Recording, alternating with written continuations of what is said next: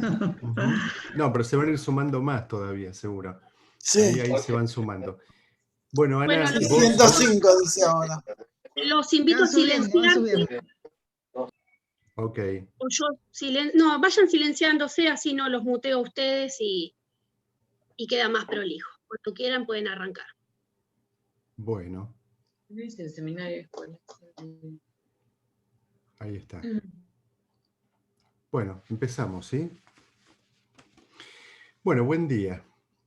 Vamos a dar comienzo a nuestra tradicional reunión de los terceros martes, en el que, como ustedes saben, planteamos cuestiones que nos parecen importantes para el trabajo de escuela. Este espacio se llama Foro y la idea es invitar a un analista a que exponga su lectura, que es un modo en que un analista da testimonio de su práctica. Para abrir la charla, el debate, la discusión entre los participantes, de modo de tener especialmente en cuenta el intercambio entre nosotros y no solamente un ping-pong de preguntas y respuestas con el expositor. Hoy tengo el gusto de presentarles a José Suberman, analista, AE y AME de la Escuela Freudiana de Buenos Aires, expresidente y autor del libro Lo que la práctica del psicoanálisis nos enseña. Ahora la presentación informal. Esta vez, si me permiten, lo voy a presentar como un analista muy querido por todos nosotros. Y entonces les voy a contar una anécdota personal que tengo con José, aunque casi seguro que él no se acuerda, y que fue muy significativa para mí. Al entrar a la red de seminarios, lo conocí y enseguida empecé un grupo de estudio en su consultorio. Éramos unos cuantos, casi no entrábamos. Y recuerdo que leíamos un escrito, creo que era la subversión del sujeto, párrafo por párrafo a la letra. En una de esas, llegamos a un párrafo muy críptico, complicado, oscuro, y dentro de ese párrafo una frase especialmente enigmática. De esas frases que uno dice, ¿qué tendría en la cabeza Lacan en ese momento? Alguien le preguntó a José sobre ese punto. Cada uno de los participantes ensayó sus conjeturas, nos fuimos por las ramas, se forzaron lecturas, y José, en silencio, luego de leerla y releerla un momento, levantó la cabeza y sin asomo de vergüenza ni pudor respondió: ¿qué quieren que les diga? No sé. El saber estaba allí puesto en acto. Aprendí que hay una relación estrecha entre el saber y la castración. Y puedo decir que José es alguien capaz de realizar esa articulación. Él me enseñó eso, entre otras cosas. El tema de hoy es principio de placer, saber inconsciente. Charlando con José, le comenté que se me ocurría que una traducción posible podría ser inercia, insistencia. Me respondió que insistencia le gustaba tanto como pulsación, pero que no acordaba con pensar el principio del placer como inercia. Entonces acá dejo mi pregunta anticipada como disparador para su charla de hoy. Si le pedimos a un maestro que pueda no saber, por nuestra parte también tenemos que aceptar que se nos objete y que se cuestionen nuestras certezas, porque en eso consiste, aprendí, la transmisión en psicoanálisis. Alguna vez acuñé una frase que dice: el analista no enseña lo que sabe, sino que transmite lo que aprendió. Y si lo hace, estará enseñando lo que sabe. Como les decía, hoy José nos va a hablar de la cupla, principio del placer inconsciente. Así empieza su invitación para hoy. En esta cupla aparecen dos términos acuñados por Freud: principio del placer e inconsciente. Esto me lleva a interrogarlos desde sus escritos. ¿Qué lo lleva en 1911 a decir que lo que acota el principio del placer es el principio de realidad? ¿Por qué resitúa el principio del placer en su gran viraje del más allá del principio del placer, en relación a la pulsión de muerte? Lacan dirá en su seminario que transitamos que el fantasma es razonable, sensato. Nunca dirá lo mismo del sujeto acéfalo de la pulsión ni del sujeto del inconsciente, proponiendo intervenciones distintas para cada uno de los 3 sujetos que inscribe en su grafo. En la pulsión, sujeto losange demanda, en el fantasma, sujeto losange A y sujeto barrado como punto de partida del grafo. ¿Qué placer, qué felicidad es posible para el parletre? Desde la transitoriedad hasta el malestar en la cultura en Freud y desde la ética del psicoanálisis hasta el final de la obra de Lacan, les propongo conversar, discutirlo. Propongo conversar, entonces, con ustedes, José Suberman.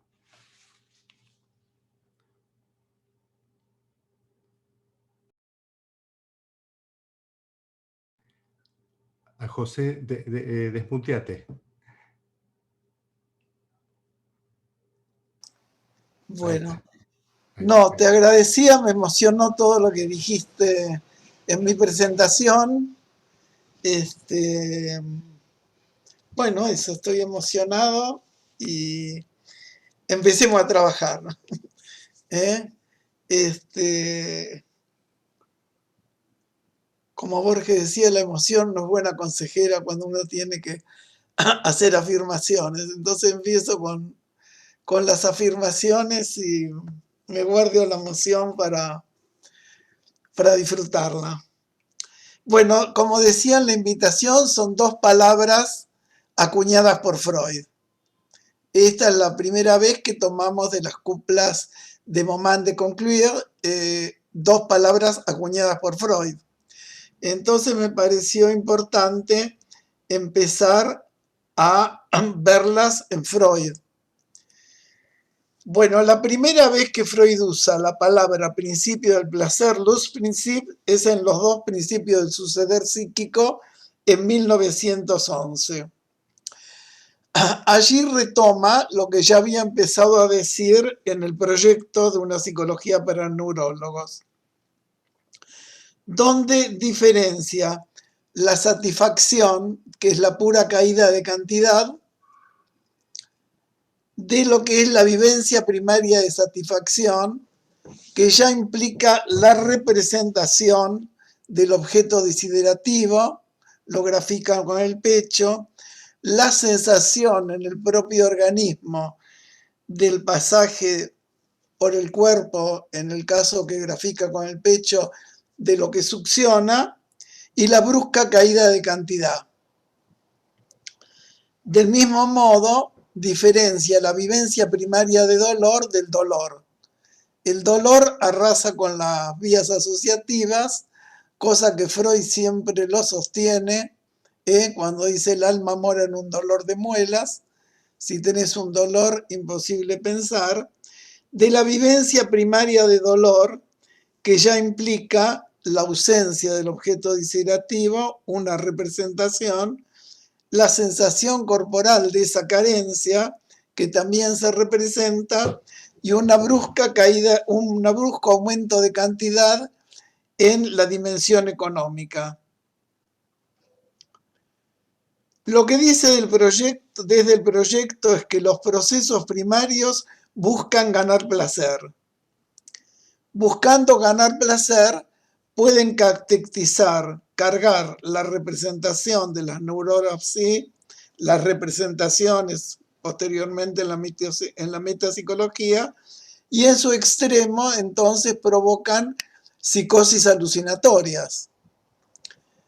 Si la vivencia primaria del placer, si la carga de la representación del objeto desiderativo provoca en su extremo psicosis alucinatoria, entonces algo hay que hacer que obre como límite, ¿verdad? Si no, buscando el placer estaríamos todos alucinando. En la neurosis, en cambio, dice Freud, lo que genera displacer se reprime. Como insisto, si se reprime, implica una representación. ¿Cómo se genera esta represión? Es decir, Freud va a decir en 1911, la realidad se impone con la función de la atención, aprovechando el sensorio consciente, con un fallo imparcial, Urteilfallung. El Urteilfallung, el fallo imparcial, decidirá si una representación es verdadera o falsa. Es decir, habría aquí una realidad objetiva y la atención, que es una función de lo más estable de las neuronas psi, lo que llama lo estable del yo, va a decidir si esa representación es verdadera o falsa. Digamos que esta función permitiría distinguir realidad de fantasía, realidad de lo que está representado. Por ejemplo, estaría representado en una psicosis alucinatoria. Entonces, en lugar de la descarga motriz para el alivio, surge lo que va a llamar una acción previa que permite, digamos que para el alivio surge esta acción previa que al actuar permite aplazar la descarga en lo que llama el proceso del pensar. Es decir, hay una acción previa al actuar mismo que se da en el pensamiento. Esto permitirá a Freud en su teoría separar las cargas libres de las cargas ligadas. El principio de realidad queda así vinculado a las cargas ligadas y por lo tanto a las pulsiones del yo, a las pulsiones yoicas. El principio del placer queda ligado a las cargas libres y a las pulsiones sexuales. Es decir, lo que permite el fantasear, el ensoñarse, etc. Usa por primera vez acá Versagung, traducido como rehusamiento, obliga a instalar el principio del placer porque el autoerotismo no alcanza. Como el autoerotismo no alcanza, hay que buscar un objeto en la llamada realidad. Entonces, el principio de realidad acota así lo absoluto del principio del placer. Pero para no hacerlo tan absoluto, va a agregar sobre el final del artículo que el principio de realidad no implica destronar al principio de placer, sino que hace a su reaseguramiento. Porque conociendo qué objeto me puede dar satisfacción, salgo de la mortificación que podría implicar el autoerotismo o la psicosis alucinatoria.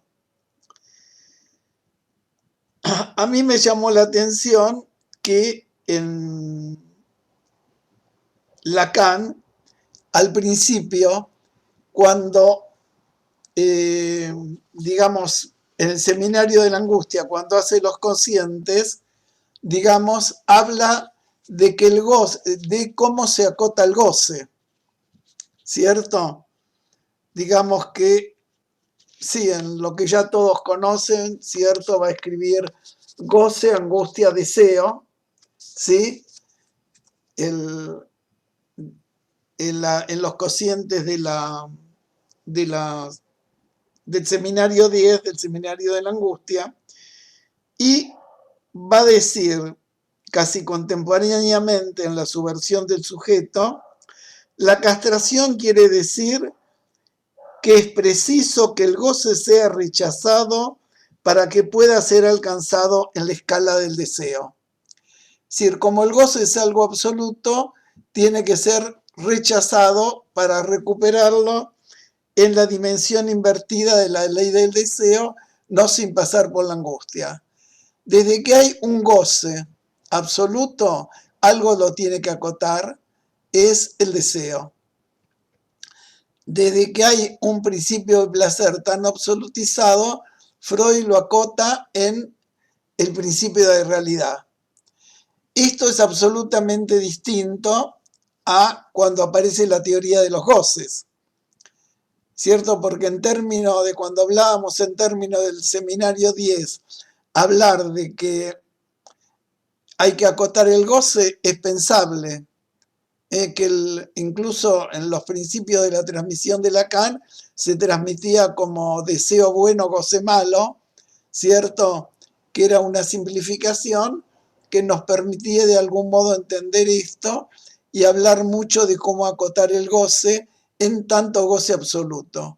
Cuando yo aparece en el seminario 20 la teoría de los goces, digamos, sería inadecuado decirlo de este modo. Freud va a decir que para no absolutizar tanto lo del principio del placer, da como ejemplo que la ciencia impone el principio de realidad, nos permite distinguir verdadero de falso, digamos, pero brinda el placer intelectual de investigar y prometer ganancia práctica final. Es decir, acotando el campo también nos permite el placer intelectual, lo que antes llamó acción previa o proceso de pensar. El arte, dice, va a reconciliar a ambos. Sabemos que es un cuadro y disfrutamos de él, sabemos que es una música y disfrutamos de ella, y remata diciendo que el inconsciente no conoce el principio de realidad y justamente por eso confunde fantasía con recuerdo, o hay recuerdos encubridores. El sentimiento inconsciente de culpa, porque es inconsciente, lleva a considerarse deliberadamente delincuente a quien no lo es. Y ahí da el célebre sueño: yo no sabía que mi padre había muerto, Lacan agrega, como yo lo deseaba. Bueno, salteo las consideraciones de más allá del principio del placer, porque se haría muy extenso, pero todos sabemos que cambia pulsiones del yo y pulsiones sexuales por pulsiones de vida y pulsiones de muerte, eros y tánatos, y voy a retomarlo en el malestar en la cultura, donde me parece que retoma mejor lo que nos impone a considerar en la cupla que hoy nos convoca. Me parece importante volver a tomarlo a Freud, porque la cuestión no es solamente discutir a Lacan con Freud, sino que Freud también discute con Freud. Acá, a partir de más allá del principio del placer, su gran viraje. Cambia absolutamente la posición que tiene respecto del principio del placer. Empieza diciendo en el malestar en la cultura, lo que recordamos que ante el desamparo infantil aparece la nostalgia de padre en referencia al sentimiento oceánico que tan prolijamente trabaja, esta añoranza de padre, esta nostalgia de padre como reaseguro, que daría lugar a que se construya toda religión.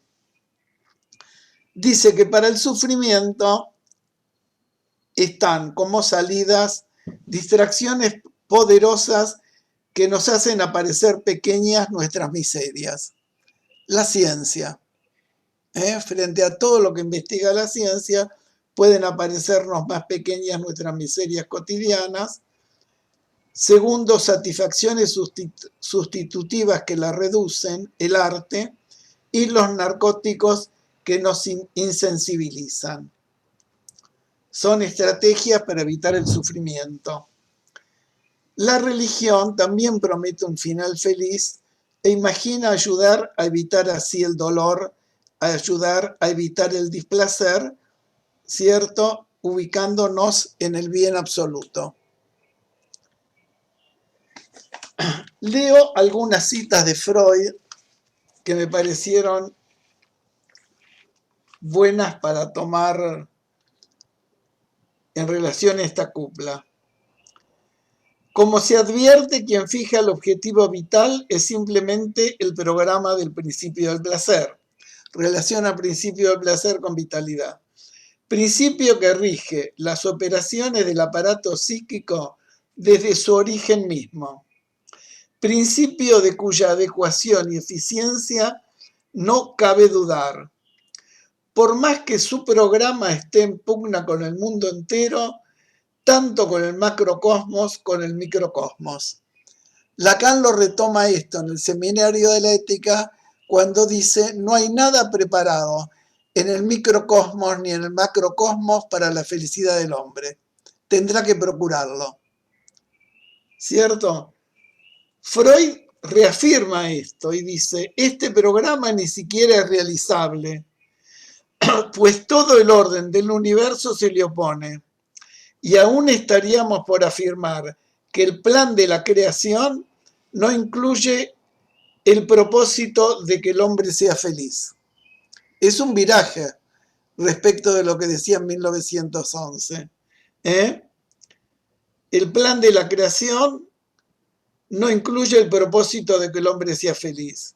Este programa del principio del placer ni siquiera es realizable, pues todo el orden del universo se le opone. Lo que en el sentido más estricto se llama felicidad surge de la satisfacción, casi siempre instantánea, de necesidades acumuladas que han alcanzado elevada atención y de acuerdo con esta índole solo puede darse como fenómeno episódico. Lo mismo que dice en la transitoriedad, ¿cierto? La felicidad no es sostenible más que puntualmente, como en un fenómeno, como el fenómeno episódico. Así, nuestras facultades de felicidad están ya limitadas en principio por nuestra propia constitución. En cambio, no nos es mucho menos difícil experimentar la desgracia. El sufrimiento amenaza, ¿cierto? Digamos que todos hemos cantado tristeza, nauta y fin, felicidad y sim, ¿no? Es lo que Vinicius de Moraes, digamos, glosaría de Freud, o nosotros glosamos de ambos. El sufrimiento, dice, nos amenaza desde 3 lugares. Desde el propio cuerpo que, condenado a la decadencia y la aniquilación, ni siquiera puede prescindir de los signos de alarma que representan el dolor y la angustia. ¿Cierto? Es la primera amenaza inevitable, somos todos mortales. Del mundo exterior, capaz de encarnizarse en nosotros con fuerzas destructoras, omnipotentes e implacables. Lo estamos viviendo ahora con el virus, otros han vivido con terremotos, inundaciones. Digamos, frente a esto estamos indefensos, desamparados, y por fin las relaciones con otros seres humanos. El sufrimiento que emana de esta última fuente quizás no sea más doloroso que cualquier otro. Digamos que por más que las leyes traten de ser lo más elaboradas posibles, por más que las leyes traten de acotar las relaciones entre los hombres, entre la familia, entre los ciudadanos, entre los de distintos países, siempre haber algo que hace a nuestra estructura que excede a eso que está legislado.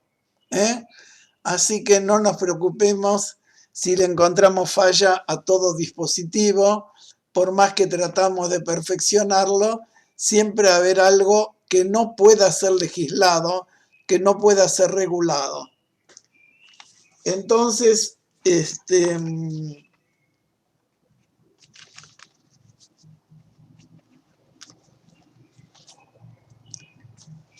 sigo con Freud.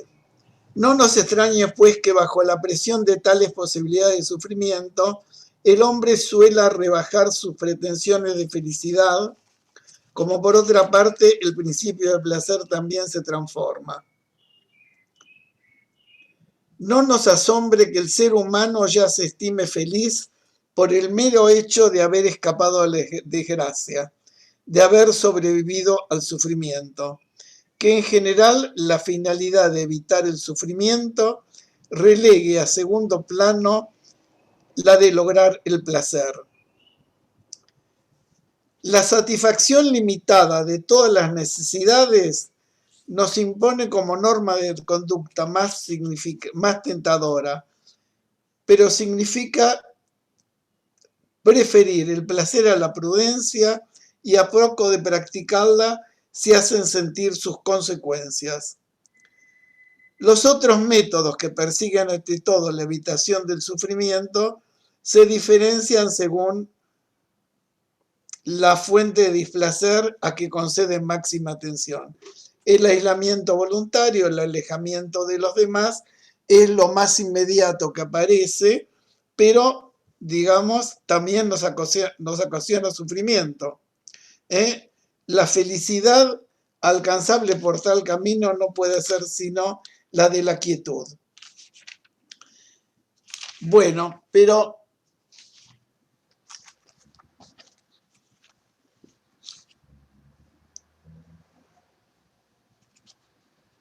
lo que sigue diciendo es que, bueno, ni aislarse voluntariamente, ni las drogas que producen manía o insensibilidad, ni el orientalismo, la práctica del yoga y la meditación, todos son intentos frustros de dominar las pulsiones y hacen sentir sus consecuencias.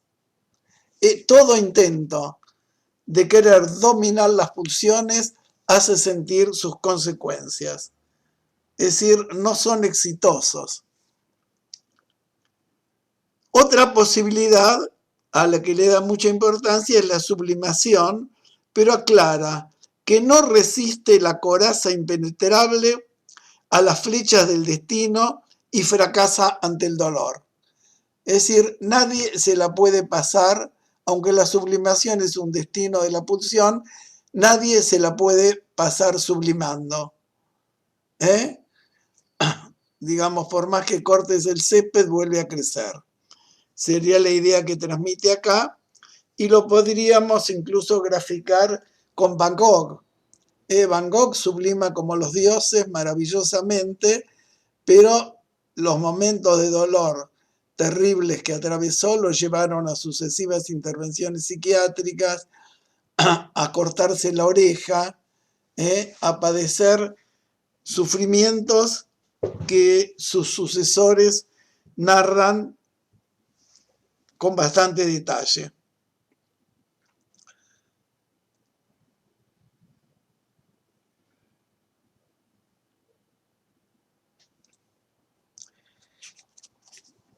Lo cito una vez más con esto de la sublimación.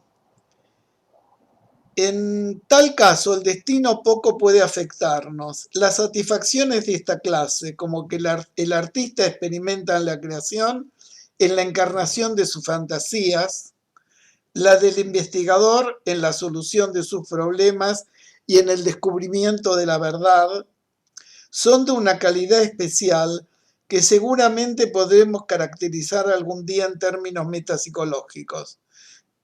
Por ahora hemos de limitarnos a decir metafóricamente que nos parecen más nobles y más elevadas, pero su intensidad comparada a la satisfacción de los impulsos instintivos primarios es muy atenuada y de ningún modo llega a conmovernos físicamente. Es decir, el poder disfrutar de la investigación, del arte, ¿cierto?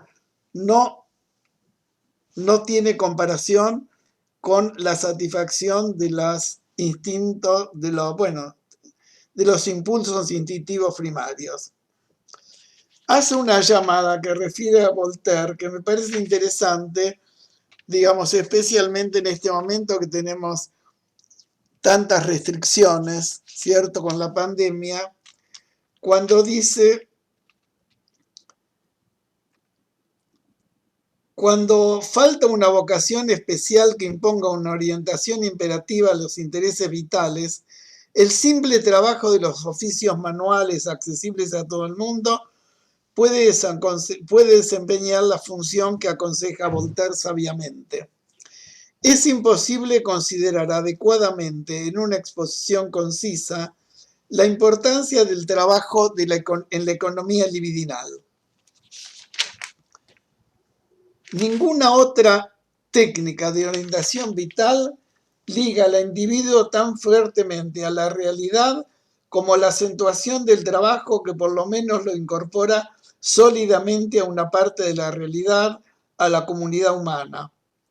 La posibilidad de desplazar al trabajo y a las relaciones humanas con él vinculada una parte muy considerable de los componentes narcisistas, agresivos y aún eróticos de la libido, confiere a aquellas actividades un valor que nada cede en importancia al que tienen como condiciones imprescindibles para mantener y justificar la existencia social. La actividad profesional ofrece particular satisfacción cuando ha sido libremente elegida. Por eso decía que en nuestro caso, es decir, cuando permite utilizar mediante la sublimación inclinaciones preexistentes y tendencias evolucionadas o reforzadas.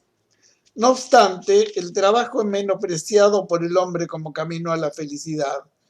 No se aprecia a él como a otras fuentes de goce. La inmensa mayoría de los seres solo trabaja bajo el imperio de la necesidad y de esta natural aversión humana al trabajo, y se deriva de los más dificultosos problemas sociales. Digo esto porque en general la mayor parte de la gente toma el trabajo como un martirio, ¿cierto? Especialmente el trabajo manual o el trabajo de organizar algo. Tiene que ver con toda la filosofía aristotélica que Lacan también trabaja en el Seminario de la Ética, donde dice que siempre tenemos que alcanzar un bien superior. El bien supremo para Aristóteles es la contemplación, que está asignada solamente al amo, en tanto él se puede liberar de las tareas manuales. Es decir, mientras los esclavos limpian los caballos, atienden todas las cuestiones de la agricultura y de la ganadería, sus esposas, las esclavas, las cuestiones de la casa, digamos, el amo puede darse el placer de la contemplación, que es el bien supremo. Vieron que en toda la ética Lacan se dedica a discutir que para toda la filosofía hay siempre un bien supremo universal, válido para todos, en torno del cual habría que ubicarse. Y dice que justamente la ruptura radical del psicoanálisis es que para el psicoanálisis el supremo bien no es universal.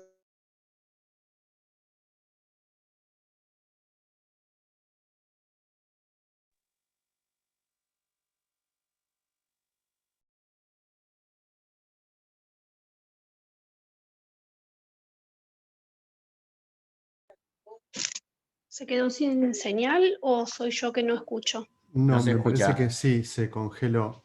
Dejamos de Se congeló, escuchar. sí. Ahí está, José, ¿nos Sí, escuchás? sí. Ah, porque Ahí sí. te congelaste el último minuto. Volvé Ah, al- bueno, Sí. gracias. Escuchamos. No, decía que reforzaba con lo que decía de Lacan, que para el psicoanálisis no hay supremo bien universal, sino que el supremo bien es en singular para cada parletre. Con la cita anterior de Freud, no hay nada preparado en el micro ni en el macrocosmos para la felicidad del hombre, que el plan de la creación no incluye el propósito de que el hombre sea feliz. ¿Cierto? Entonces, la cuestión no es alcanzar un supremo bien universal, sino sostener el deseo para el psicoanálisis.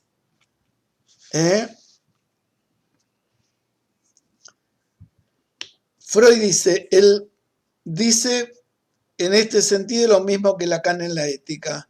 El designio de ser felices que nos impone el principio del placer es irrealizable, el principio de ser felices permanentemente que nos impone el principio del placer es irrealizable. No por ello se deben alcanzar los esfuerzos de cada uno por alcanzarlo. Lacan lo dice en su lógica más dura. El supremo bien para el psicoanálisis en singular y consiste en no renunciar al deseo y poder gozar del singular objeto del deseo.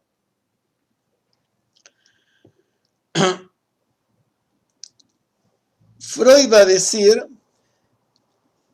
para dar más ejemplos, ¿no?, que el dominio sobre la naturaleza, que aparece como un requisito de la felicidad humana, digamos, tampoco es posible. Da un ejemplo de que los progresos son inútiles para la economía de nuestra felicidad. El ejemplo que da es qué suerte que cuando nuestros hijos se van a estudiar a la universidad a otra ciudad, apenas llegan nos pueden llamar por teléfono. Qué felicidad que esté el teléfono en el ferrocarril. Eso dice, elude que si no hubiese teléfono ni ferrocarril, los hijos se quedarían más cerca nuestro. Es decir que, digamos, por suerte tenemos internet, nos estamos comunicando, digamos, pero eso no es que nos trae la vigencia absoluta del principio del placer, sino que nos trae otros problemas a considerar, cosas que se vienen planteando en torno de la diferencia entre trabajar con la pantalla que trabajar presencialmente, ¿cierto? Entonces,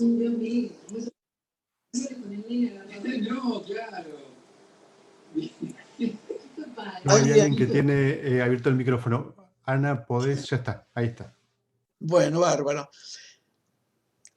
Hay un párrafo de acá del malestar en la cultura que quiero traer también en relación a la cupla y en relación a discusiones actuales.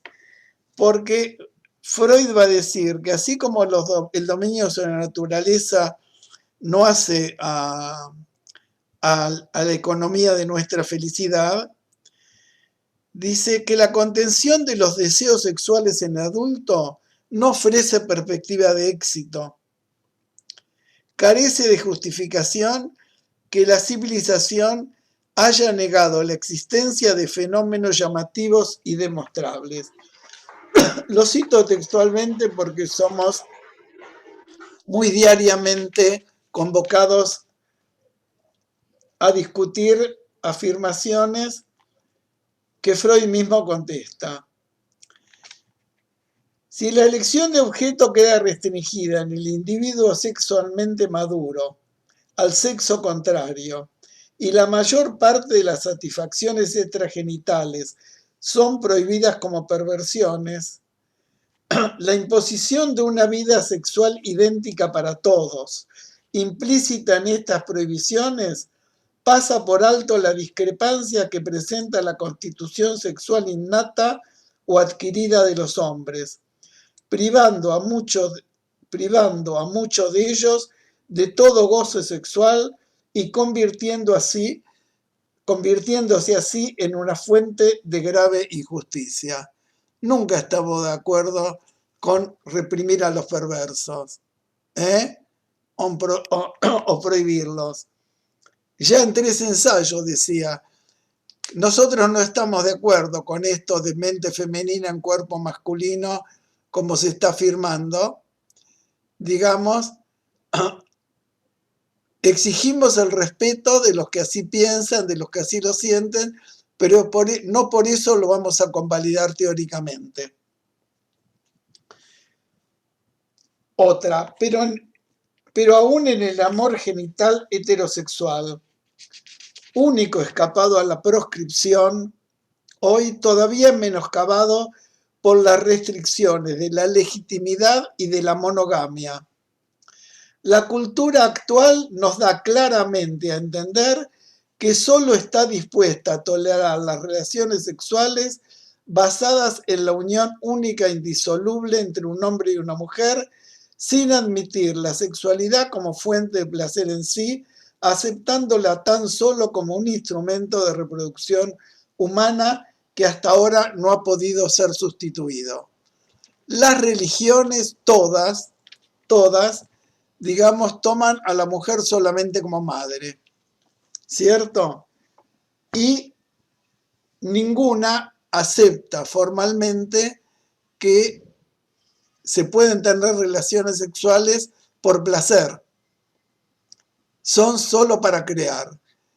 En el catolicismo, donde más claramente está legislado que cualquier relación sexual que no sea para procrear es pecado. ¿Sí?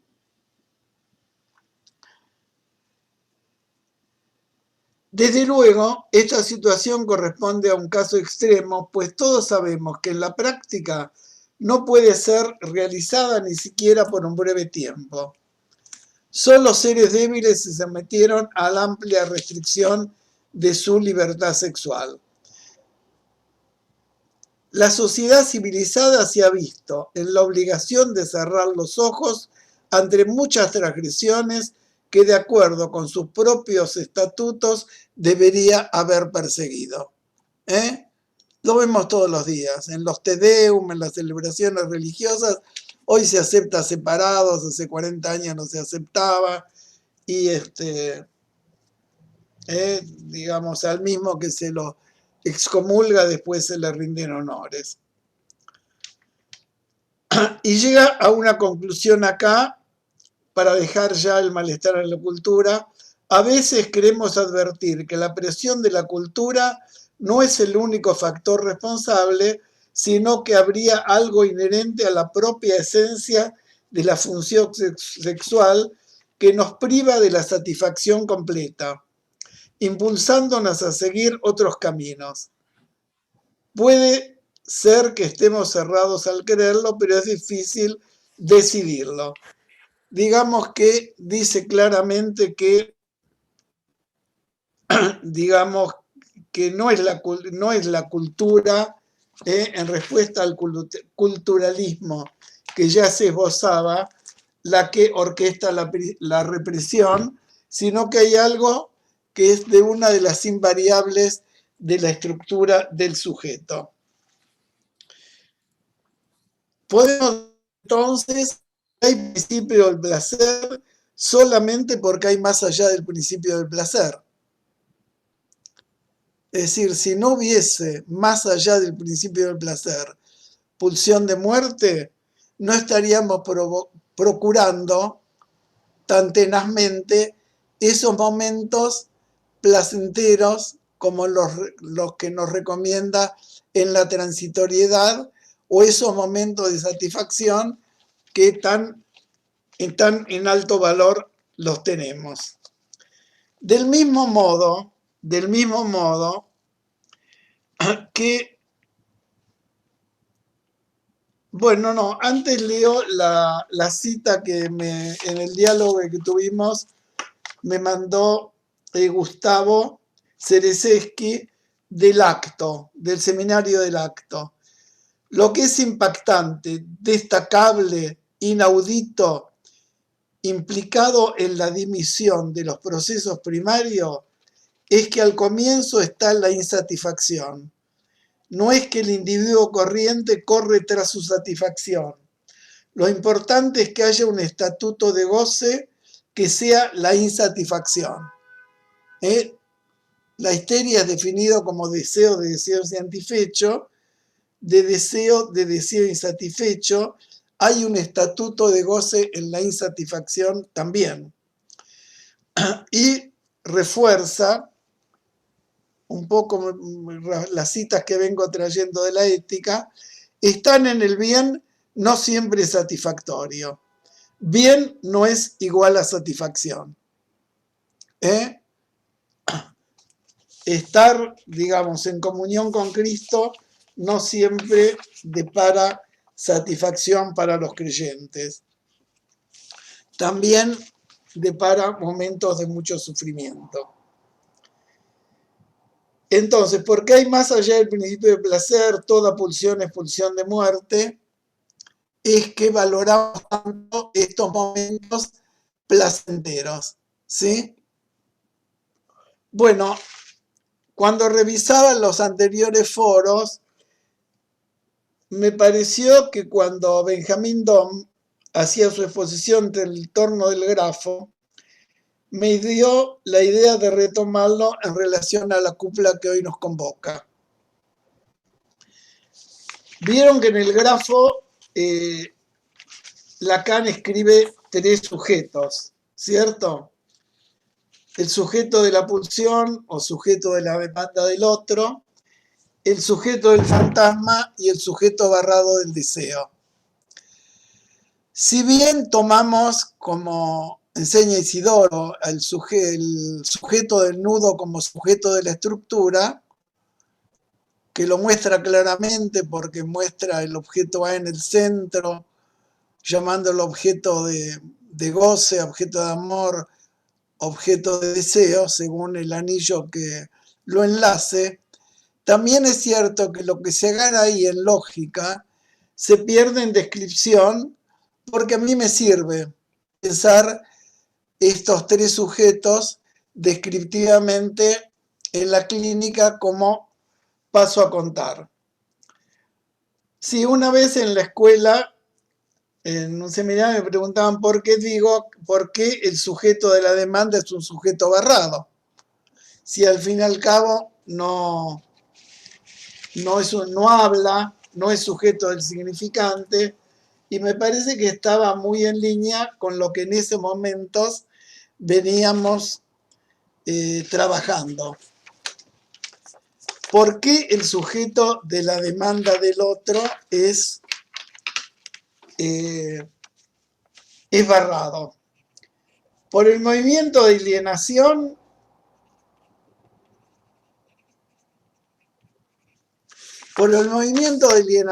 ¿sí? Si no hay demanda del otro, no se inscribe del lado del sujeto la pulsión, ¿cierto? Tiene que haber una demanda de la madre, chupame, para que del lado del sujeto se inscriba el te chupo. Tiene que haber una demanda de la madre, dame tu producto, para que, digamos, haya control de esfínteres. Bueno, así de seguido. Pero una vez que digamos que no es biológico, la pulsión no es biológica. Hace poco, no sé, con una pregunta comenté que mi profesor de pediatría de la Facultad de Medicina decía, ¿cómo puede ser que a esta criatura le demos suero salino, suero glucosado, proteínas y no mejore? Y lo agarra una de las voluntarias, esa de guardapolvo naranja, lo tiene en UPA, lo acuna, lo abraza contra el pecho y el chico empieza a recuperar peso y a mamar la mamadera, ¿cierto? Él quería que todo se reduzca a la esfera biológica y no entendía la dimensión radical de lo que es la demanda para la constitución del sujeto. Si no hay una madre que dice chupame, no se inscribe el te chupo. Pero por el movimiento de separación, ¿cierto? Desdoblando el losange, una vez que se inscribe del lado del sujeto la pulsión oral, no responde unívocamente a la demanda de la madre. Todas las madres lo saben, los padres también por experiencia, que los nenes no lloran cuando la madre dice. No hay una relación unívoca a la demanda del otro una vez que se inscribe la pulsión parcial, ¿cierto? Lloran en los momentos más inoportunos. Lacan dice, bueno, digamos, ¿por qué hay un sujeto? Está barrado justamente porque no responde unívocamente a la demanda del otro. Llora en los momentos más inoportunos. Por eso el sujeto de la demanda del otro está barrado.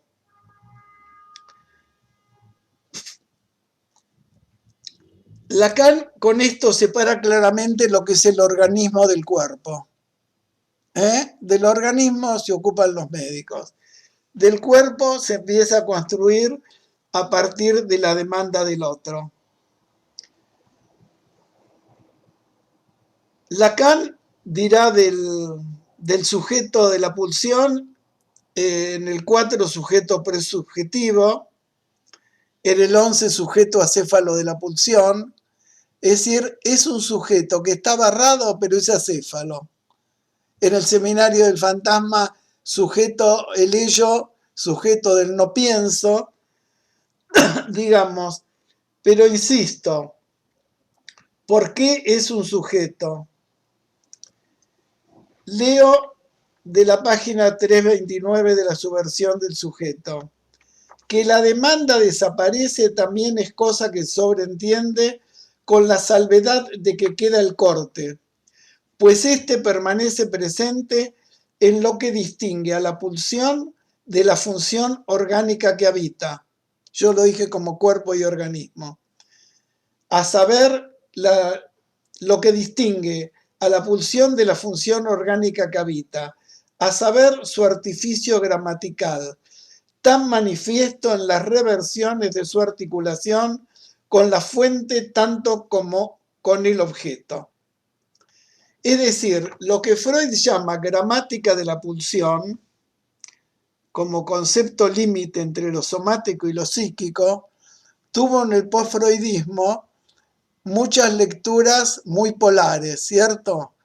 En un extremo, la princesa Bonaparte, que siempre recordamos porque lo ayuda a Freud a salir de Viena, pero en lo que atinente a la pulsión, ella entendía que se podía incidir a partir de esta definición de Freud, concepto límite entre lo somático y lo psíquico, ella decía que se podía incidir sobre lo psíquico desde lo somático, por eso recomendaba a las frígidas la circuncisión clitoridiana, que hasta se lo aplicó a ella misma. Hacía investigaciones que nosotros podemos decir absurdas, como relacionar la gravedad de la neurosis obsesiva con la tenacidad del esfínter anal. ¿Qué tiene que ver? Pero ella lo entendía así. Blecher, en el otro extremo, cuando escribe de la psicología de la conducta, decía acá entre nosotros que el concepto de pulsión era un resto biologista del pensamiento freudiano. ¿Qué resto biologista si Freud habla de una gramática de la pulsión? ¿Qué tiene que ver la gramática con la biología? Es Lacan el que nos recupera el concepto de pulsión cuando traduce concepto límite entre lo somático y lo psíquico por esa definición de letra que hace litoral entre lo real del goce del objeto y lo simbólico del significante. Si el concepto lo cambia por litoral, lo somático por lo real del goce del objeto y lo psíquico por lo simbólico del significante. Entonces, hay algo de la pulsión, y por eso se trata de sujeto, que podemos leer en la clínica. Se puede leer, nosotros a la letra le decimos también caracteres de imprenta, y me pareció útil traer a los efectos de considerar estos tres sujetos del grafo lo que Freud define en 3 ensayos como carácter. A la hora de dar cuenta del carácter, Freud dice, lo que llamamos el carácter de un hombre está construido en buena parte con el material de las excitaciones sexuales y se compone de pulsiones fijadas desde la infancia, de otras adquiridas por sublimación y de construcciones destinadas a sofrenar unas mociones perversas reconocidas como inaplicables. Es decir, Otro modo en que define carácter es apareamiento del síntoma con el yo, donde abre la posibilidad de que el carácter, los rasgos de carácter también, puedan convertirse en una pregunta, digamos, puedan devenir un síntoma que el analista interrogue. Dice que parte de la labor del analista es convertir el carácter en síntoma, es decir, que le haga preguntas, no que el analizante diga, bueno, yo soy así, sino que se puede preguntar por qué soy así. Yo soy muy ordenado. Bueno, ¿qué me lleva a ser tan ordenado cuando eso le trae sufrimiento? Es una pregunta posible en el transcurso del análisis. En 1908, en Carácter y Erotismo Anal, dirá: los rasgos de carácter permanentes son construcciones inalteradas de las pulsiones originarias, sublimaciones de ella, o bien formaciones reactivas contra ellas. A mí me pareció interesante esto de carácter, porque yo distingo mucho lo que es la fijación pulsional de la fijación fantasmática. Una cosa es una fijación anal, otra cosa es una fijación a la rata, porque ya lo singulariza Freud, ¿cierto? La fijación fantasmática ya es singular. Pero también decía que esto hace a un sujeto barrado, el sujeto de la pulsión, porque es posible de leer. Digamos, para no decir de analistas, Escardó mismo decía que cuando un chico deja de controlar esfínteres, lo primero que hace es sentarse con la familia y decir, ¿qué pasó que dejó de controlar? Entonces, bueno, empiezan a contar. La mamá dice, justo falleció mamá y yo lo desatendí al nene y entonces me dediqué mucho a mamá durante su último tiempo de vida y entonces, bueno, entonces ahora entendemos. No daba remedios. Escuchaba eso que pasaba en la familia como buen pediatra, ni hablar, bueno, los analistas de niños tienen miles de ejemplos de esto, cosa que los adultos no nos dejan de pasar, ¿cierto? Solamente antes de un examen vamos 5 veces al baño, ¿cierto? Cotidianamente, no. Eso hace, digamos, algo que es acéfalo, presubjetivo, no pienso, pero se puede leer. Eso que es la gramática de la pulsión o que es del orden de la letra, se puede leer. Y para eso me sirve distinguir estos tres sujetos. Hay algo que es del carácter, del orden de la gramática de la pulsión, que se puede leer.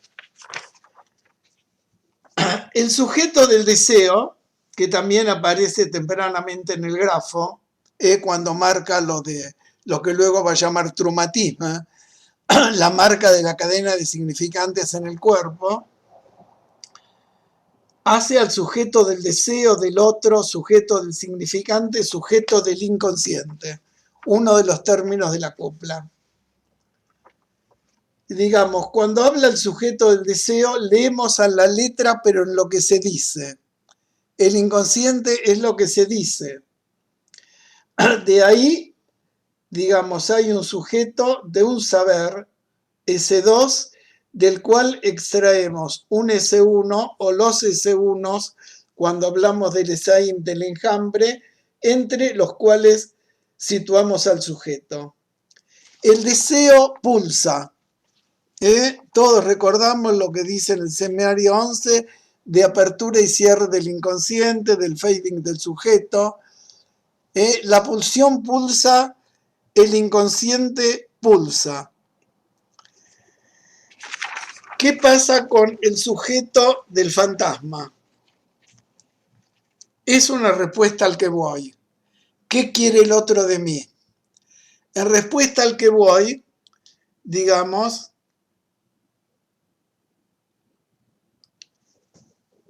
el sujeto entrega un objeto donde queda retenido como goce del otro. Es un objeto singular que él crea y que Freud habitualmente lo pone el objeto del fantasma en los títulos de sus historiales. El hombre de los lobos, el hombre de las ratas, el hombre de la arena ubican claramente el objeto del fantasma. No es el mismo objeto de la pulsión, insisto, sino que se crea en base a ella. Hay la fijación pulsional es distinta de la fijación fantasmática. Cuando vieron que hay pacientes que entran y dicen, quiero que me escuche bien esto que le voy a decir. Preste atención, abra la oreja que le voy a decir. Ahí nos ubicamos en el objeto pulsional, porque hay otro que va a decir, mire bien esto que le voy a contar, quiero que observe bien, fíjese. Bueno, nos ubica en el objeto pulsional en cuestión.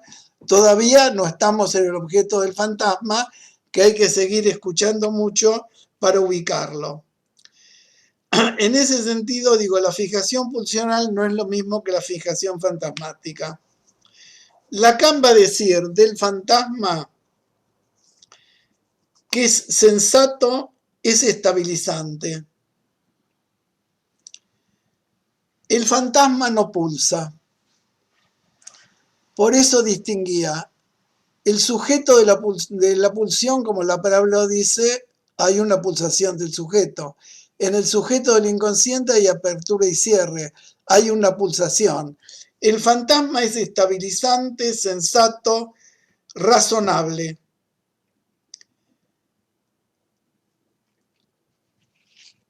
Cuando Lacan habla de que los neuróticos son irreventables, habla de esta dificultad en la neurosis cuando el fantasma está bien soldado. Adri. Epa. Por eso digo que bueno, también hay casos donde el fantasma fracasa cuando aparece la angustia, cuando aparece el acting, cuando aparece el pasaje del acto, pero no es lo que nos convoca hoy. Lo que quiero subrayar que el fantasma, aunque es el sostén de mi deseo, como dice en el Seminario de la Angustia, no se iguala al deseo. Es verdad que sin fantasma no hay deseo ni neurosis, pero el deseo no es sensato, el deseo pulsa. Como el ejemplo que daba en la jornada del año pasado, digamos, el sujeto advertido logra distinguir lo que viene del lado del fantasma de lo que viene del lado del deseo. Es decir, el ejemplo que repetí, que ya di, es que si estoy en una asamblea, yo propongo que este año trabajemos el tema A y el otro propone el tema B, si gana el tema B, desde el fantasma, ¿qué voy a pensar? Me quieren cagar, siempre están en contra mío, son unos giles. Si lo escucho del deseo, bueno, la mayoría eligió esto, nunca me van a faltar. De los que votaron mi propuesta, otros 3 para armar un cártel y seguir sosteniendo mi deseo. Nunca me va a faltar eso. Entonces es distinto lo que ubico del lado de lo que me viene del fantasma de lo que me viene del lado del deseo. Entonces, para ir redondeando, digo que lo que le quería proponer es esto. Cuando Lacan dice que en el fin de análisis la tarea es atravesar el fantasma o el atravesamiento del fantasma o la travesía del fantasma, como prefieran traducirlo, nunca dice lo mismo del sujeto de la pulsión ni del sujeto del deseo. Dice, ¿qué pasa con la pulsión una vez atravesado el fantasma? Eso sí. ¿Cómo ocurre para que toda la libido quede puesta en línea con el deseo? Eso sí lo afirma, pero lo que se atraviesa es lo sensato, lo razonable, lo estabilizante del fantasma. Nunca dice atravesar la pulsión ni atravesar el deseo. Si ubicar la pulsión en línea con el deseo implica también atravesar el fantasma. Bueno, sí, el fantasma no es exacto. ¿Qué más dirá Lacan al respecto? De que, bueno, cuando él dice, por ejemplo, en este seminario, la geometría euclidiana es un fantasma, es cierto, es un fantasma, es muy organizado. Yo cuando era maestro de escuela y estudiaba medicina me encantaba enseñar geometría, era muy ordenado, muy fácil de explicar y a los chicos les era fácil de recordar.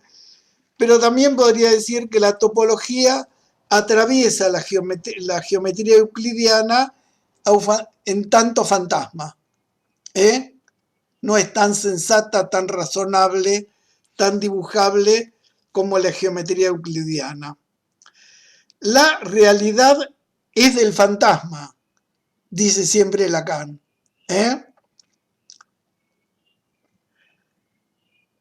El principio del placer, dice Lacan en este seminario, es un fantasma. Por lo tanto, digamos, es a atravesar como lo venimos diciendo.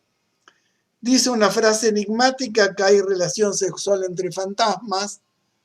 Carmen Merani lo trabajó como la coalescencia entre fantasmas cuando presentó trabajos sobre la atención de parejas. Y para ir dejando tiempo, bueno, retomo algo que me parece importante por la presentación que hicieron los del foro, que recordarán que como Lacan en la clase 1, bueno, dice primero también del fantasma, el fantasma no es un sueño, es una aspiración, es lo razonable. El sueño aumenta al inconsciente, el fantasma es una operación. Y en la última clase, en la clase 12, retoma otra cuestión freudiana que me parece que viene al caso, que es la diferencia entre representación y objeto es algo capital, dice. La diferencia entre representación y objeto es algo capital, algo que Freud subraya en toda la metapsicología y también en Más allá del principio del placer. Dice, Freud dice, del objeto se goza, pero tiene muchas representaciones. No hay representación que alcance a abarcar todas las cualidades del objeto. No es el objeto A, pero hay una diferencia. Una cosa es una representación que se puede cargar o descargar y otra con catexias, y otra cosa es el objeto del cual se goza. La diferencia entre representación y objeto es algo capital. Sigo con la cita de la clase 12 de Momán de concluir. Lo es hasta el punto en que el objeto del cual se trata es algo de lo cual se pueden tener muchas representaciones. Afirmación absolutamente compatible con la de Freud. Bueno, empecé por aquí, por diferenciar objeto de representación con vivencia primaria de satisfacción y vivencia primaria del dolor en el proyecto. Y bueno, después de toda esta vuelta, vuelvo a esto mismo, a la diferencia que hace Lacan mismo sobre el final de su obra entre representación y objeto. Cada objeto puede tener muchas representaciones. Y para terminar, en la clase 4 dice, el fin de análisis es cuando se ha girado 2 veces en círculo, es decir, reencontrado eso de lo cual se es prisionero. Uno puede enterarse de eso en que está enredado porque hay simbólico. No vuelve a la primacía de lo simbólico, porque me parece que esta frase es fundamental. Uno puede enterarse de eso que está enredado en el fantasma porque hay simbólico. Si no habla, si no dice, no hay manera de enterarse. En el análisis consiste en darse cuenta de por qué se tienen esos síntomas, de suerte que está ligado al saber que se dice. Bueno, interrumpo acá para dar lugar a las preguntas. Bueno, Que, José, muchas sí, gracias. sí. Bueno, Tengo que ir leyendo. yo te voy guiando quién va pidiendo la palabra. Bueno. Se van anotando en el chat. Me pareció, José, bueno, un extenso recorrido que hiciste desde el proyecto prácticamente de Freud, pasando por 1911 hasta los últimos seminarios de Lacan. Y me parece muy interesante esta oposición, esta tensión que haces entre el fantasma que no pulsa, que es sensato, razonable, y el deseo que no es sensato, ¿sí? Y que el deseo pulsa. Me parece muy, muy esclarecedor. Así que bueno, abrimos el espacio de intervenciones, preguntas, comentarios.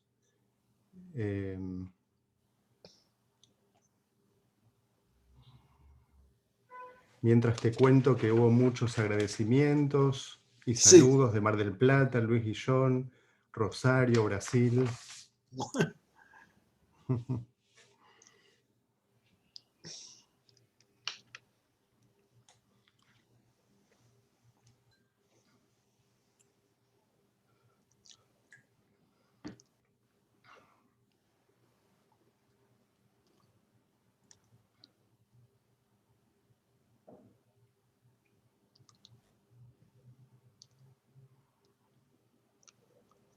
Sí, la cúpula misma es la tensión permanente que siempre va a haber entre la aspiración imposible de la felicidad continua y el inconsciente que pulsa, ¿no? Uh-huh. Bueno. Acá Graciela Jaciner quiere hacer un comentario. Bueno, Adelante, dale. Graciela. ¿Qué tal? Bueno, Bien, muchísimas gracias, José.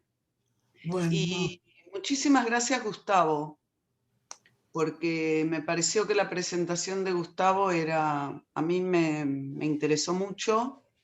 Primero lo que dijiste, Gustavo, respecto a la transmisión y el vacío de saber. Así que te lo agradezco.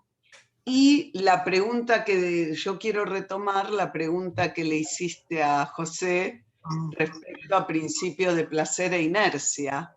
La dejaste picando, Gustavo. Cierto, Así sí, que, sí. José, por favor, a mí es un tema que me interesa mucho y me interesaría escucharte. Y otra cuestión es que me gustó que que tomes esta cupla que nosotros elegimos desde el foro, desde el malestar en la cultura, por ejemplo. Y me gustó tu cita al trabajo, ¿no? Como una de las salidas posibles para no buscar dioses oscuros, dialogando con Lacan. Sí. Y vos marcaste una diferencia, te tiro 2 o 3 cuestiones. Una es la de la inercia, otra es esto del trabajo en el malestar en la cultura. Vos marcaste una diferencia, si te seguí bien, con Aristóteles, que para Aristóteles había el bien común, o sea, el bien universal por el cual se trabajaba, y que el psicoanálisis plantea, esto es lo que marcaste, un bien singular, que tiene que ver con el deseo. Sin embargo, si yo recuerdo bien, en el malestar en la cultura, 1929, cuyo título era un tratado sobre la felicidad, que la editorial no se lo dejó poner, y vos señalaste bien, bueno, la felicidad, lo transitorio, pero creo que Freud hablaba del trabajo con otros por el bien de todos. En esa cita que vos tomaste, en ese pie de página, donde Freud habla del trabajo, él dice hay muchas salidas, la adicción a sustancias, la religión, los dioses oscuros, tal como lo definió Lacan, pero hay otra salida posible para el ser humano, que es el trabajo con otros por el bien de todos. Yo Sí. recuerdo que hay algo ahí que él subraya, que no es aristotélico, pero que es una dimensión para nosotros psicoanalistas. Quería preguntarte qué pensás, porque no Sí, es gracias. universal, pero habla del bien de todos. Bueno, Y lo último que te quería preguntar, que me parece muy interesante, me encantaría seguir escuchándote respecto de esta fijación pulsional y fijación fantasmática. En la clínica psicoanalítica estás marcando algo muy interesante para la dirección de la cura. Muchísimas gracias. bueno, Me encantó tu exposición. bueno, muchas gracias. Bueno, empiezo por la segunda. Dejo la de inercia en tercer lugar porque, bueno, después digo por qué. No, está perfecta la cita que recordás. ¿Sí? Porque ¿Es así? sí, Freud dice eso. Pero lo Ajá, que yo señalaba de que Aristóteles, viste que el dios de Aristóteles apretó un botón, puso en marcha por el mundo, supuesto. y después lo dejó andar. Pero a cada hombre hay que acceder al soberano bien universal, que es igual para todos. El soberano bien es la contemplación, Por ¿cierto? Cuando podés supuesto. contemplar Sí, sí. Sí, eso dice en la ética, ¿cierto? Pero también, digamos, en el otro libro, como se llama, bueno, da a entender que eso es posible porque hay esclavos que hagan el otro trabajo. Ahora, una cosa es la aspiración de Aristóteles, que tenemos que ir elevándonos cada vez más para acercarnos al soberano bien, ¿cierto? Hay soberano bien que no es bien común, sino que cada uno tiene que ir subiendo en la escala, y esa es la aspiración, lo cual se fue traduciendo en el Aristóteles del cristianismo con que hay que llegar cada vez más cerca de Cristo, ¿no? Sí, Cada sí. vez hay que ser más virtuoso, y que en eso consiste la virtud. Eh, Ahora, no tiene nada que ver con el trabajar con otros, porque ahí lo que dice Freud es que justamente si renunciamos a las pulsiones, a la brusca descarga de las pulsiones, es porque tenemos que convivir con otros. Aunque no haya reglas, digamos que el padecimiento tiene que ver con la naturaleza, con, la pérdida de vitalidad de cada cuerpo, y con que el derecho que se invente no es suficiente para regular las relaciones entre los hombres, cosa que se padece en la familia y en cualquier sociedad que armemos, y en la escuela no podemos estar por fuera de eso. Digamos que no podemos dejar de procurarlo, ¿cierto? Que no hay manera, porque cuando él te dice que aislarse es una estrategia para evitar este sufrimiento, te dice que trae también aparejado otros sufrimientos, que no es una estrategia válida. Es decir, nosotros todos sabemos que los analistas que se han aislado se han ido del psicoanálisis. Aunque hayan sido muy geniales muchas de las cosas que escribieron. Por eso está bien lo que dice Lacan, que el analista es al menos dos, el que escucha en el consultorio y el que da las razones de su práctica en la escuela. Es decir, no es sin otros. Digamos, yo no estaría hablando si ustedes no escuchan, yo no estaría pensando si ustedes no me preguntan, y lo mismo para todos los que participamos de la reunión de hoy. Es con otros, ¿cierto? El asunto que esto, para Freud como para Lacan, no es en absoluto regulable por alguna legislación. Obviamente que lo procuramos, y los dispositivos lacanianos nos permiten acercarnos más a trabajar el psicoanálisis con otros que los dispositivos de la internacional. que ponen toda su confianza en el padre sustituido por el didacta o algún capo, ¿cierto? Nosotros lo procuramos trabajar entre todos nosotros como estamos haciendo ahora. ¿Te contesto, Graciela, esto? ¿Sí? Bueno, la diferencia entre la fijación pulsional y la fantasmática, que para mí es importante, suponete, cuando escribimos la fijación anal, es igual para todos los obsesivos, en términos de la pulsión. Ahora, cuando hablamos del objeto rata, y Freud lo empieza a investigar, es algo que hace a la singularidad del hombre de las ratas, ¿cierto? Entonces el objeto fantasmático habla de una singularidad a que el sujeto está fijado y hay que atravesarla. La fijación pulsional nos permite hablar de una generalización más amplia y que podemos leer en la gramática de la pulsión, aun cuando el sujeto no hable. Aun cuando el chiquito nunca pueda decir por qué dejó de controlar esfínteres o por qué no mama, si nosotros interrogamos al otro de su entorno, podemos ir leyendo en esas letras que hacen a la gramática de la pulsión algo que ocurre y puede ir superando. La clínica de los autistas de lo que han presentado en la escuela también nos mostraron, tanto Héctor Yankelevich como Hilda Levin, que trabajando con la madre se modifica la posición del niño autista en muchísimos casos. Respecto de la inercia, quedó picando, sí, porque Gustavo me decía que inercia no es inerte. En realidad no me fui metiendo por todo el lío como en el postfreudismo en igualar inercia a principio de nirvana, ¿cierto? Y a principio de placer. Me parece que es un trabajo que por ahí nos debemos, pero en principio el nirvana, como lo define el más allá, es una tendencia al cero, ¿cierto?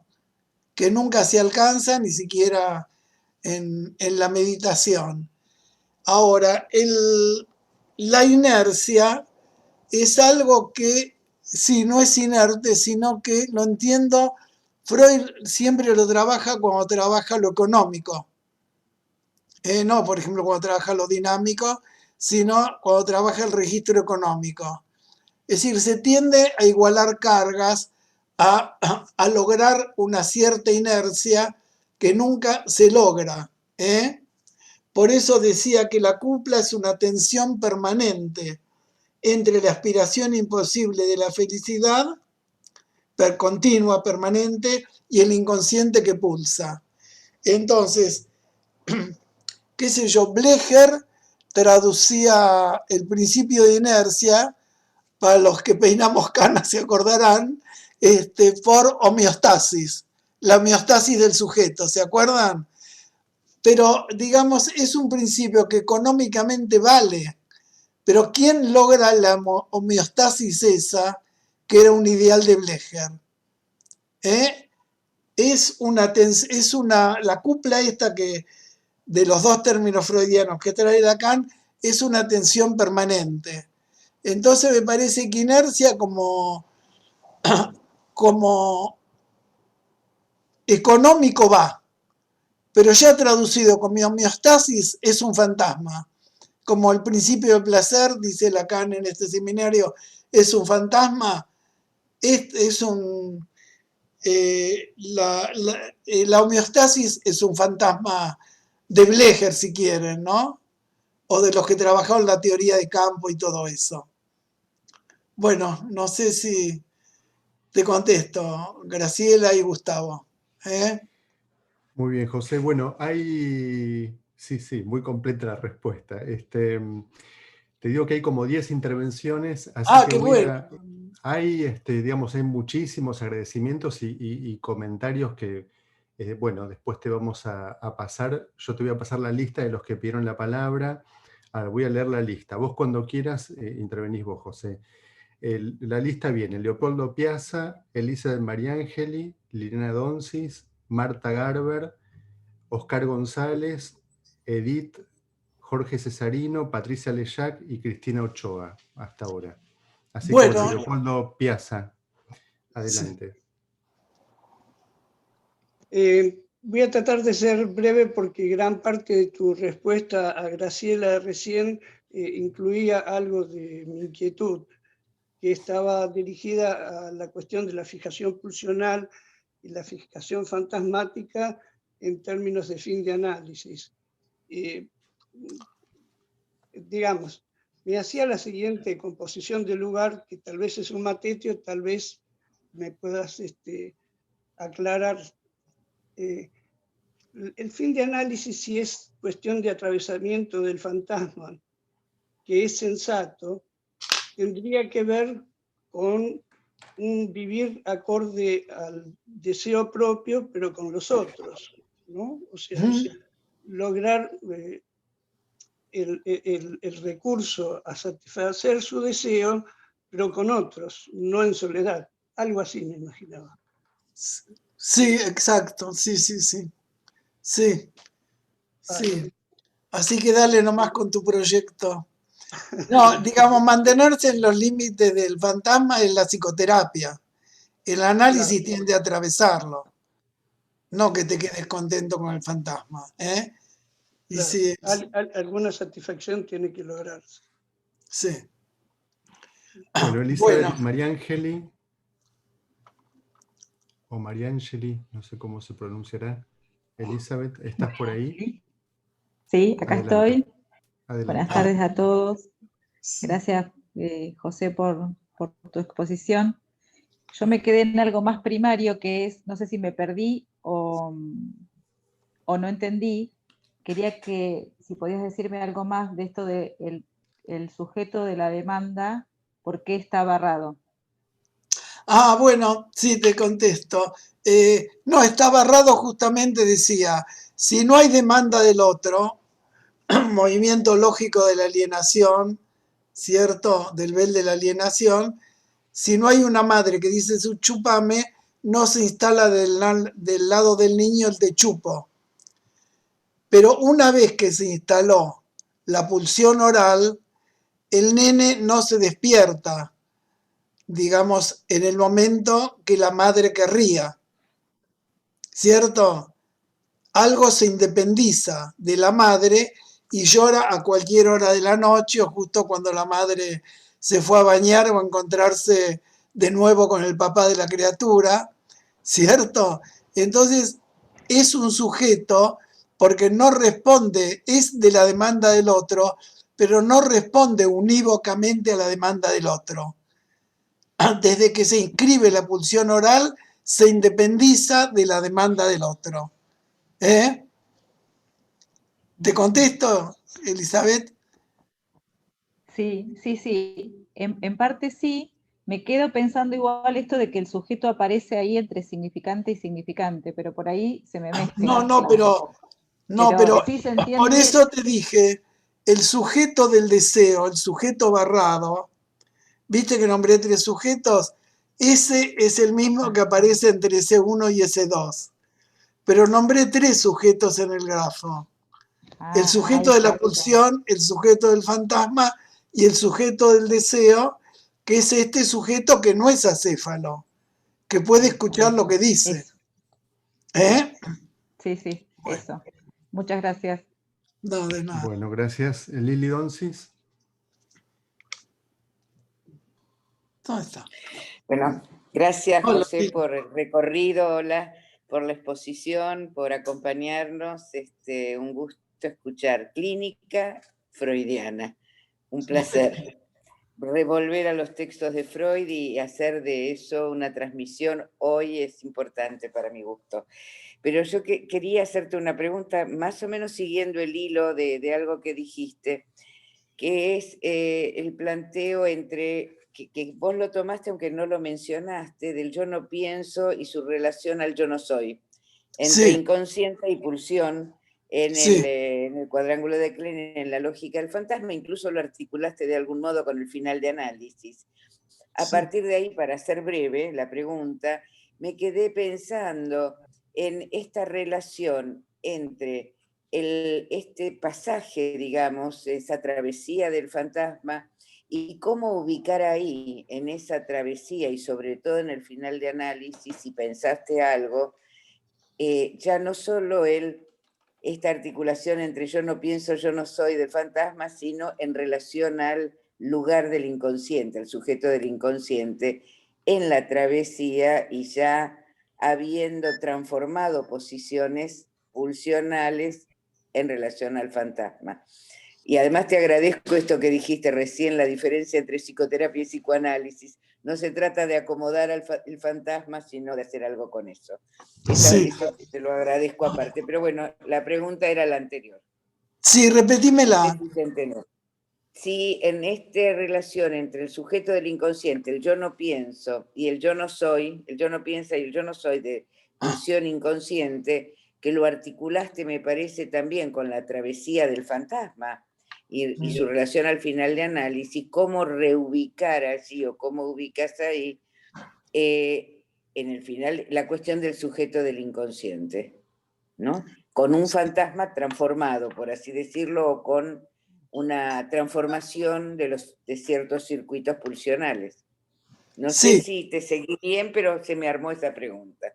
Sí, no, yo creo que sí, que el sujeto advertido es justamente un sujeto que puede siempre estar atento a su deseo.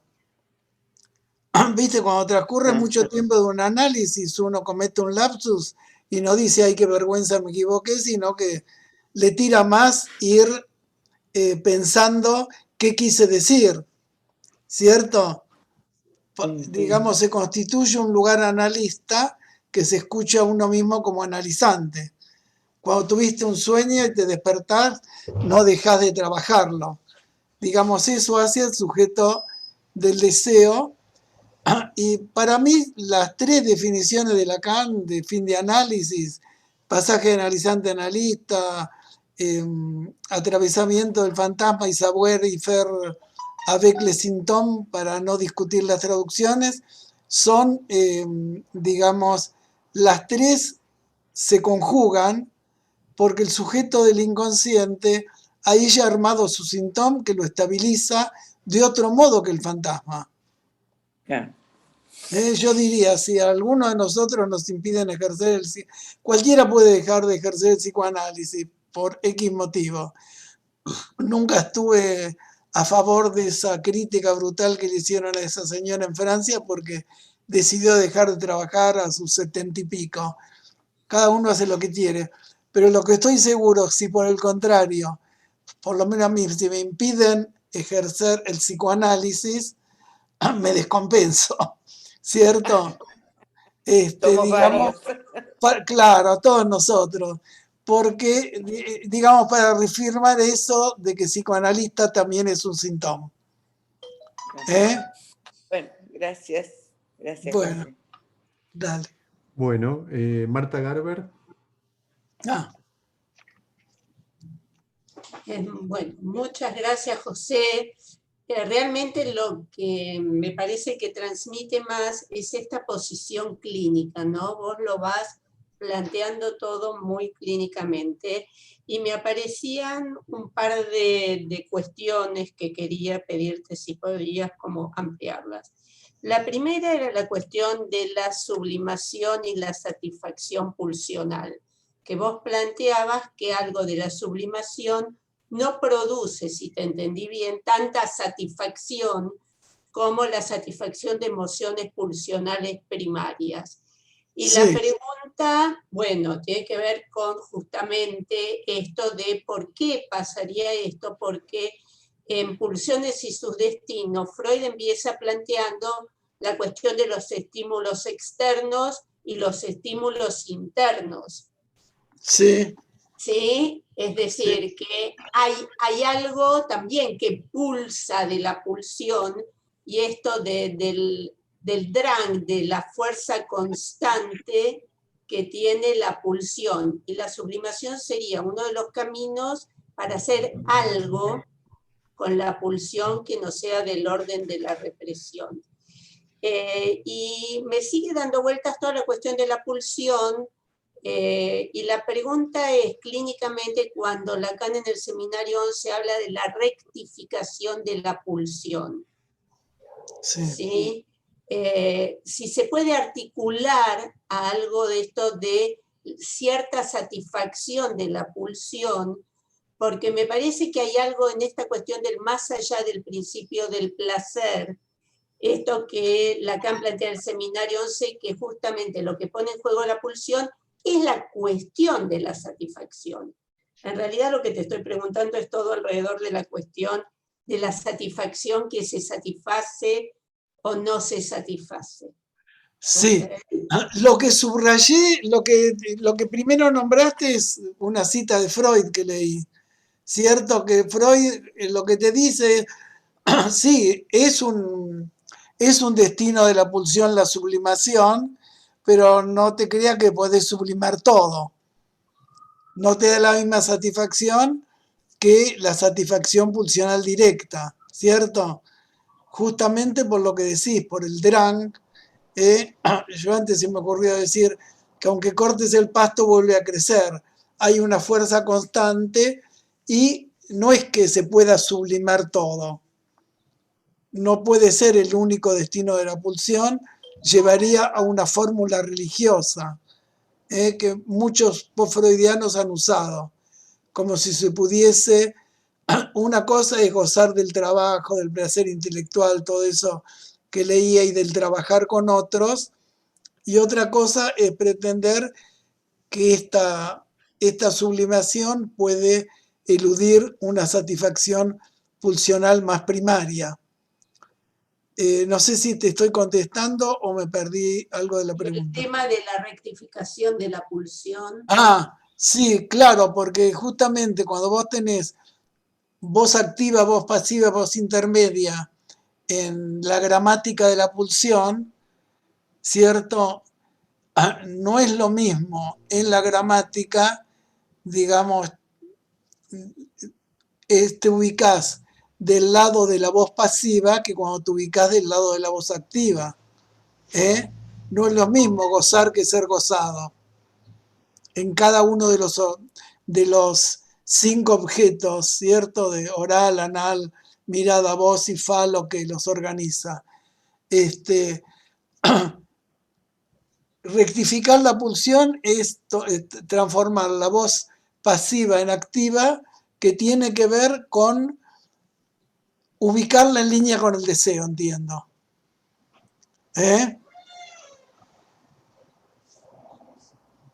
Sí o no, digamos. Me parece que hay algo de la pulsión que por ahí deja por fuera el deseo, pero en todo caso... No, claro que está en línea con el deseo, no es igualada con el deseo, Por eso te digo que si el sujeto de la estructura del nudo gana en lógica, en estructura, pierde en descripción, que me dan estos 3 sujetos que nombré: sujeto de la demanda del otro, sujeto de la pulsión, sujeto del fantasma, sujeto del deseo. Del deseo, son 2 sujetos diferentes, claro. Son 3 sujetos diferentes, y cuando yo digo poner a la pulsión, que la libido juegue a favor del deseo, que es como entendí rectificación, a lo mejor diciéndolo en una fórmula mucho más sencilla, creo que es esto, digamos, cambiar la voz verbal para poder ubicar a la pulsión en línea con el deseo, no igualarla, igual sigue pulsando. Bueno, sobre avancemos un poco más, bueno, porque hay varias intervenciones y estamos sí, con unos minutos finales. Edith pidió ampliar la relación entre pulsión y deseo. Edith, no sé si vos querés decir algo, pero es lo que dejó en el chat. Ampliar la relación entre pulsión y deseo. Sí. Sí, bueno, un poco, gracias. Quería agradecerle a José por todo este recorrido y bueno, un poco lo que estaban charlando recién, ¿no? Se me ocurrió pensar, digamos, en estos 3 sujetos y en el fin de análisis un cuarto sujeto.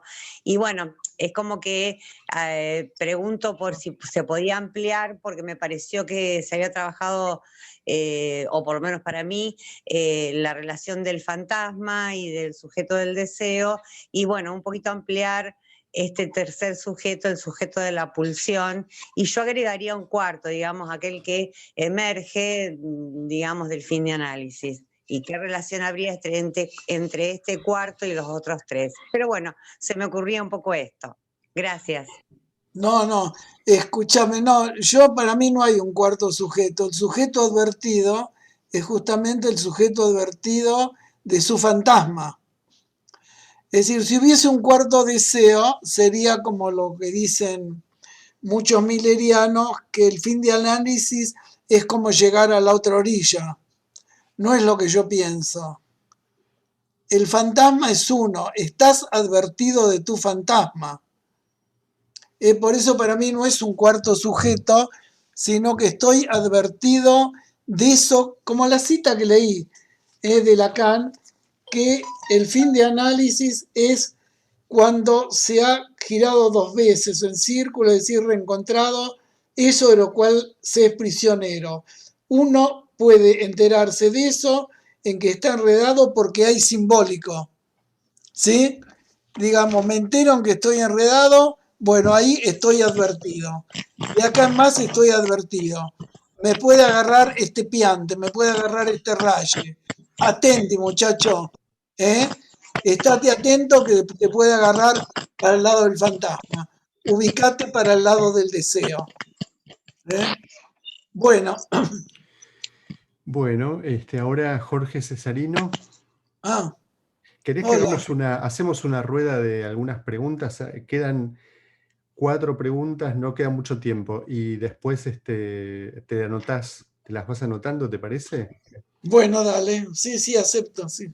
Ahí está. Bueno, Jorge Cesarino, Patricia Leyac, Cristina Ochoa y Laura D'Agostino. Breves, por favor. Jorge Cesarino, ¿estás por ahí?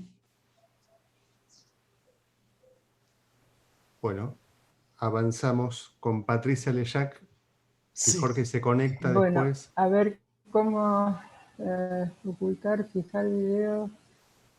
Sí. No, desmuteate. Ahora no se te escucha. Ahora sí. Bueno, ok.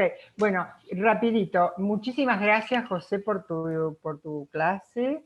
Realmente fue un recorrido fantástico. Es para volver a escucharla. Me encantó las precisiones y las diferenciaciones que hiciste, que son muy útiles clínicamente. Bueno, te quería preguntar esto, yo nunca lo había leído, esto de atravesar lo sensato del fantasma, porque más bien uno tiende a pensar con todo lo que pasa en la clínica y con lo que uno ha leído, que es bastante poco sensato el fantasma, ¿no? No me suena ubicarlo como sensato.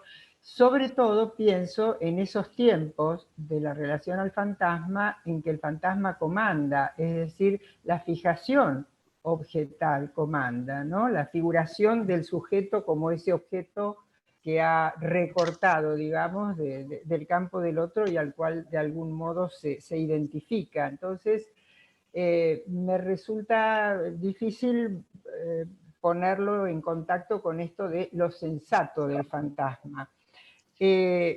Porque me acuerdo de una cita de Lacan, creo que es del 25, en donde Lacan se pregunta, ¿nos despertamos del sueño?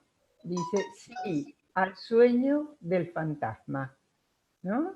O sea que no, me cuesta entonces ubicarlo como algo sensato.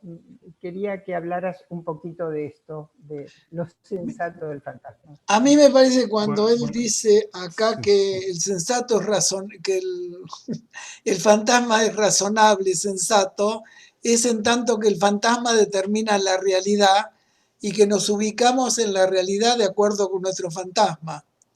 Que atravesarlo es no suponer la realidad tan estable ni objetiva, sino como proveniendo de nuestro fantasma. Le entiendo que lo dice así, y no en el sentido este que vos tomás, que también es lacaniano, que tomar lo del el lado goce del fantasma. Ajá. Entiendo que lo toma desde ahí. Ok, te agradezco. Bueno, yo a vos. Cristina Ochoa.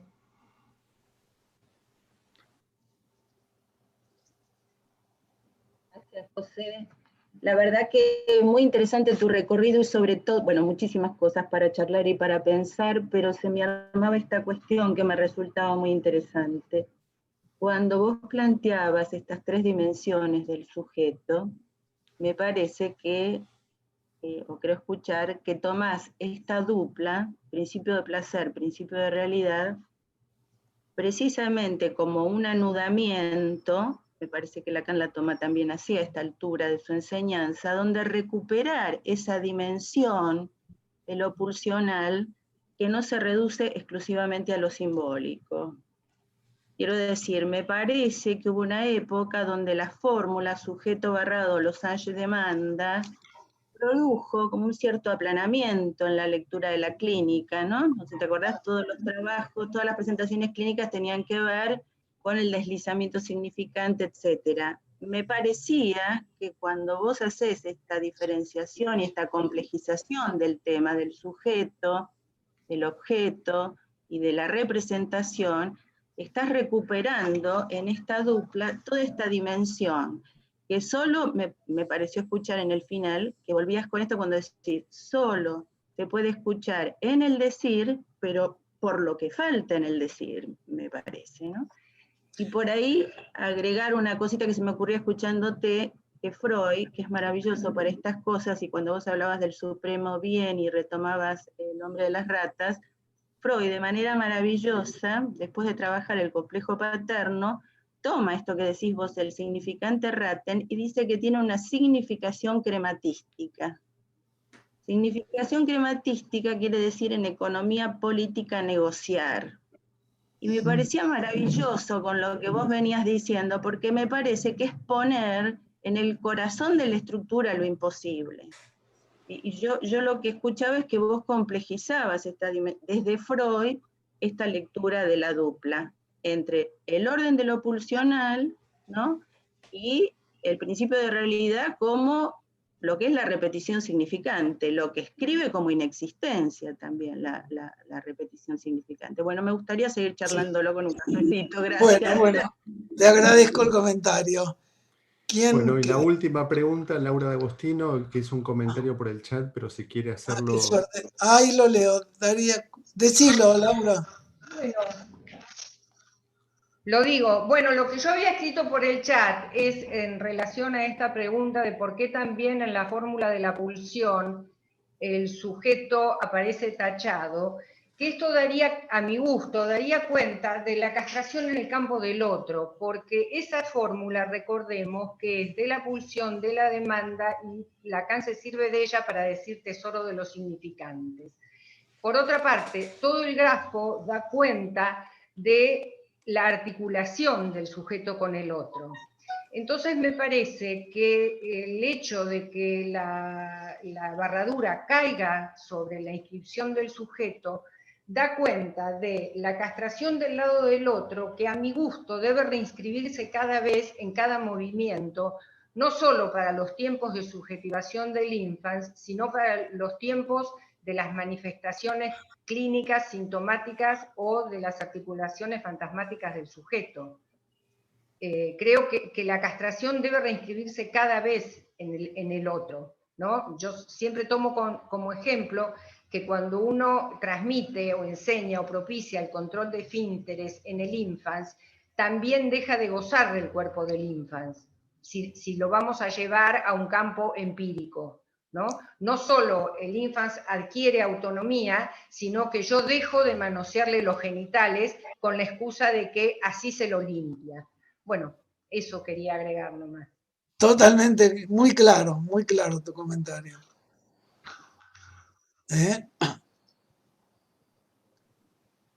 Perdón, estaba silenciado. José, te agradecemos mucho. Te exprimimos, ¿eh? Te exprimimos. Bueno, con gusto, sarna con gusto no pica, dice. Así que bueno, No. las últimas palabras son tuyas, dale, para cerrar. No, espero que me falte mucho para las últimas palabras. No, bueno, no sé, para ahora, no quise decir Sí, eso, no, por favor. está bien. Ay, No, me no. parece bárbaro, José, muy bien. Muy bien. Bueno, no, yo les agradezco a todos ustedes. Quedan algunas preguntas. Digamos, todo esto de Nirvana, como es del principio de inercia, del principio de Nirvana, y todo eso que fue tan reducido en el postfreudismo, como Lacan no lo trabajó mucho, no lo retomamos, son cosas a retomar, y todas las cuestiones clínicas que quedan pendientes. Bueno, yo les agradezco también a ustedes, me quedo con muchas preguntas, y bueno, seguimos trabajando. Gracias, Gustavo, de nuevo por tu presentación. Me da ganas de aplaudir. Gracias. Bueno. Abramos los micrófonos, así lo escucha el aplauso. Aplaudimos.